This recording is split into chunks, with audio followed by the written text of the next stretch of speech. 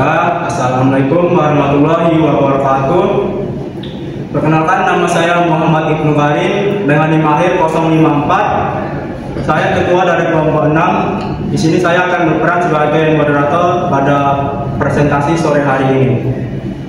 Baiklah, kami akan menampilkan tugas presentasi yang telah diberikan oleh Bapak Dr. Aan Kufaini, Eskut MSI. Baiklah, dengan judul presentasi yang telah diberikan yaitu Profil Ekosistem Alam Hutan Pantai. Baiklah, masuk ke pembahasan. Kami akan pertama membahas latar belakang hutan pantai, yang kedua luas dan penyebaran hutan pantai, yang ketiga flora dan fauna yang ada di hutan pantai, yang keempat dampak kerusakan yang ada di hutan pantai, dan yang kelima peluang dan tantangan yang berada di dalam hutan pantai, dan 6 kesimpulan. Baiklah, sebelum memasuki presentasi, saya akan memperkenalkan para anggota dari kelompok saya. Yang pertama saya sendiri, ketua. Yang kedua ada Diki Alexan Marpaung.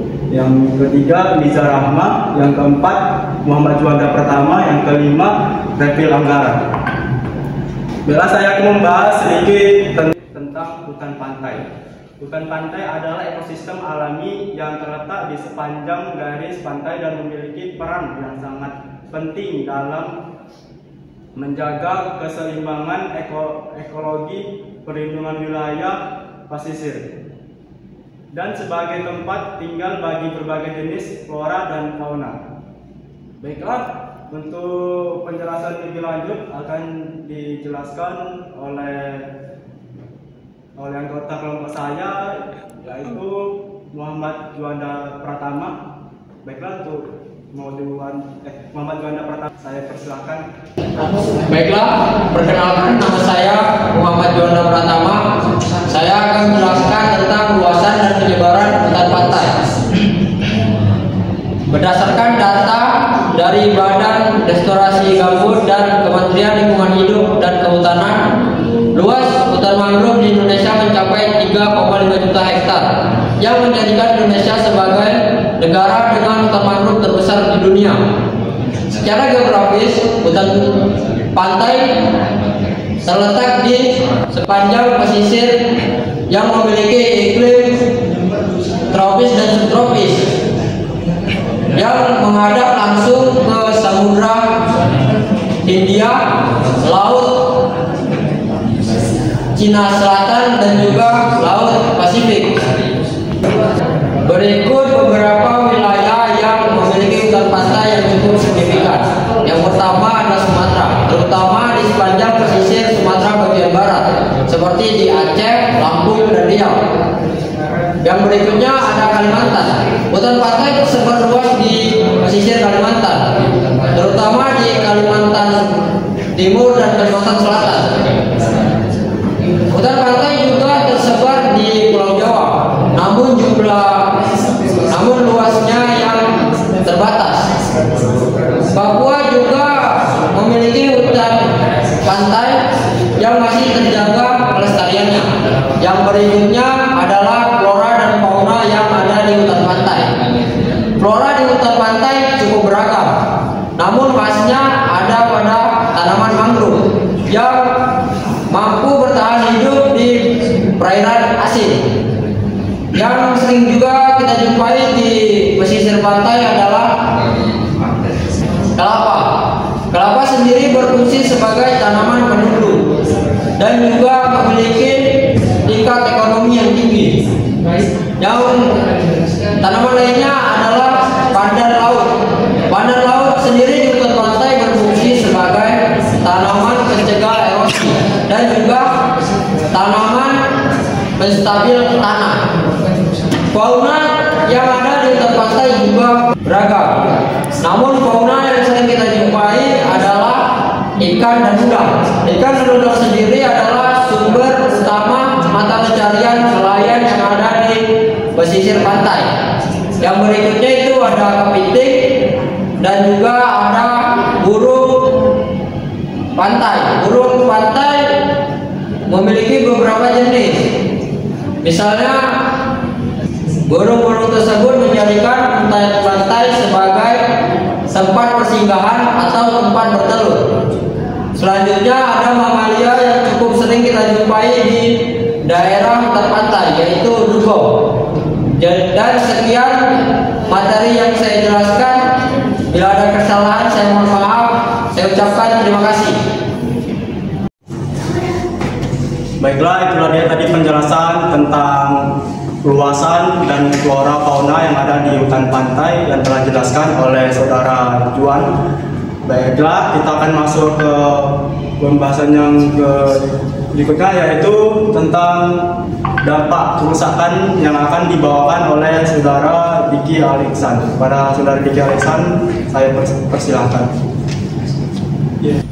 Perkenalkan, nama saya Diki Alexan Marpaung. Saya akan menjelaskan dampak kerusakan yang terjadi pada hutan pantai. Kerusakan yang terjadi pada hutan pantai dapat berdampak besar terhadap keseimbangan lingkungan.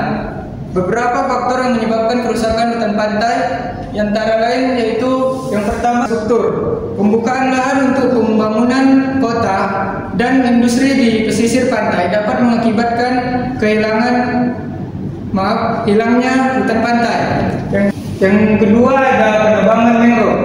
Penebangan mangrove untuk dijadikan bahan bakar atau lahan pertanian menyebabkan kerusakan dan mengurangi daya dukung ekosistem. Dan yang ketiga ada pencemaran laut.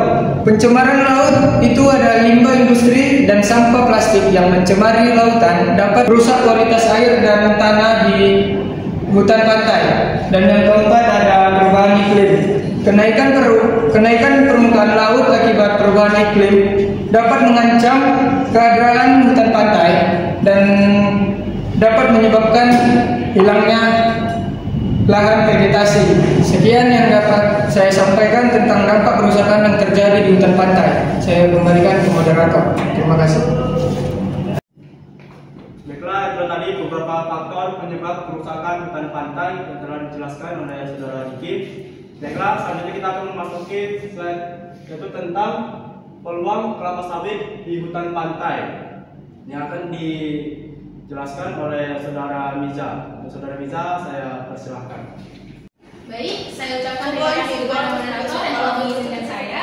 Izinkan untuk saya sapa kembali. Assalamualaikum warahmatullahi wabarakatuh. Selamat sore semuanya. Perkenalkan, nama saya Miza Rahma. Saya merupakan salah satu pemateri pada presentasi kali ini, yang mana saya mengangkat subjudul yaitu peluang kelapa sawit di hutan pantai. Hutan pantai memiliki potensi untuk ditanami oleh perkebunan kelapa sawit, namun harus memperhatikan beberapa aspek. Aspek pertama yaitu adalah kesesuaian lahan, di mana hutan pantai memiliki tanah yang berpasir atau berlumpur. Hal ini tidak selalu sesuai dengan perkebunan kelapa sawit, yang mana memerlukan tanah yang gembur, subur, dengan tingkat ketinggian kelembaban yang tinggi serta kaya akan nutrisi. Dan juga hutan pantai memiliki salinitas atau tingkat kegaraman yang tinggi, yang mana menjadi tantangan tersendiri untuk perkebunan kelapa sawit. Masuk kepada aspek yang kedua yaitu kondisi ekosistem. Hutan pantai memiliki fungsi atau peran yang sangat penting dalam menjaga ekosistem pesisir, di mana hutan pantai berprofesi sebagai untuk menjaga atas tindakan yaitu erosi ataupun menjaga keanekaragaman hayati serta menjadi tempat habitat beberapa spesies ataupun flora fauna yang ada di dalamnya. Hal ini mengakibatkan jika hutan pantai dialihkan kepada perkebunan kelapa sawit akan menghilangkan fungsi ataupun peran hutan pantai sebagai penjaga ekosistem pesisir.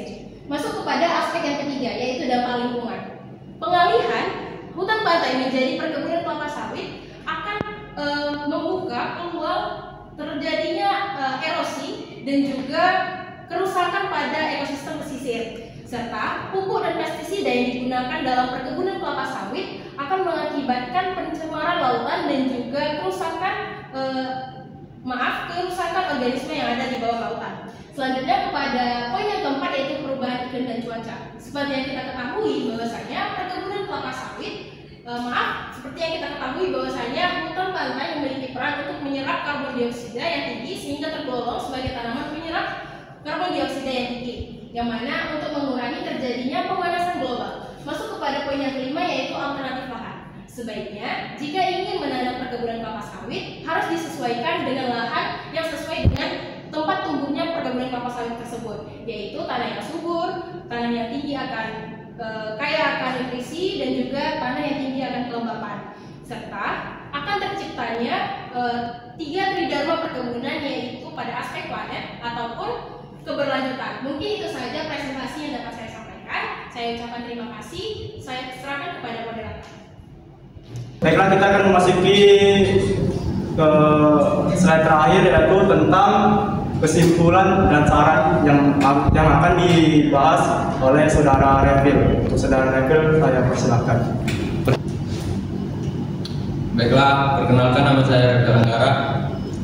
Saya akan menyimpulkan materi-materi yang telah disampaikan oleh teman-teman saya tadi, yaitu hutan pantai. Sedikit banyaknya ada warga yang menanam kelapa sawit di hutan pantai yang akan mengakibatkan terjadinya kerusakan ekosistem pesisir dan memperburuk erosi dan keberagaman hayati.